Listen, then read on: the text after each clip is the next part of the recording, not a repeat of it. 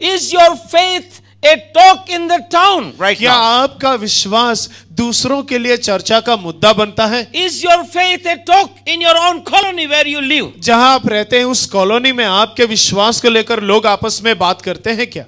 He says, we heard about your faith. और यहाँ लिखा है कि हमने आपके विश्वास के बारे में सुना।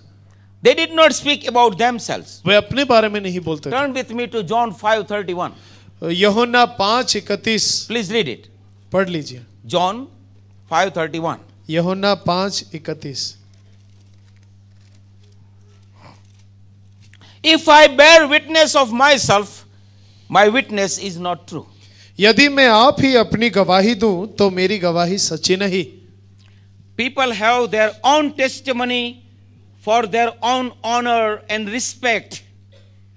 लोगों के पास अपने आदर और सम्मान के लिए अपनी जुबानी से अपने ही गवाही होते हैं। But Jesus said, लेकिन यीशु ने कहा, if I bear witness of myself, अगर मैं आप ही अपनी गवाही दूं my witness is not true. तो मेरी गवाही सच्ची नहीं है। What kind of testimony you have? आपके पास किस प्रकार की गवाही है? Faith has a testimony. विश्वास की अपनी एक गवाही होती है। Others will talk about it. दूसरे उस पर चर्चा करेंगे। In chapter 1 verse 4 it is written, we heard about your faith. पहला ही अध्याय कुलुसी 4 पद में हम पाते हैं कि हमने तुम्हारे विश्वास के विषय में सुना। And 1:8 Ephraim himself declared about their faith. और एक उसके 8 पद में एफ्रास ने ही उनके विषय में विश्वास की चर्चा की। They confessed their faith. उन्होंने अपने विश्वास का अंगीकार And किया others declared their faith. और दूसरों ने उनके विश्वास के बारे में घोषणा की। Declared about their faith. उनके विश्वास के बारे में घोषणा किया। And then Paul says, फिर पौलुस कहते हैं, we heard about your faith. हमने तुम्हारे विश्वास के बारे में सुना।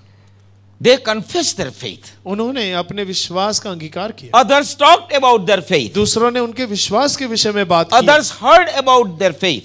दूसरे लोग उनके विश्वास के बारे में सुना। And their faith became a talk in every church around. और उनके विश्वास के विषय में चर्चा हर जगह कलीसियाओं में होने लगी। What kind of things people are talking about your faith? आपके विश्वास के बारे में लोग कैसे बात करते हैं? What other people witness about your faith? अन्य लोग आपके विश्वास के संबंध में क्या गवाही देते हैं? Number 5. पांचवी बात, They were discipled. वे शिष्य हुए, सिखाए गए. सिखाए गए। Verse 7. 7वां पद, उसी की शिक्षा तुमने हमारे प्रिय सहकर्मी इफ्रास से पाई जो हमारे लिए मसीह का विश्वास योग्य सेवक है। It means you learn from Ephraim. आप इफ्रास से सीखे। Greek word says you are discipled.